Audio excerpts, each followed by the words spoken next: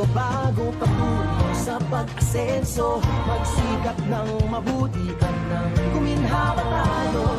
Pag malaki natin sa mundo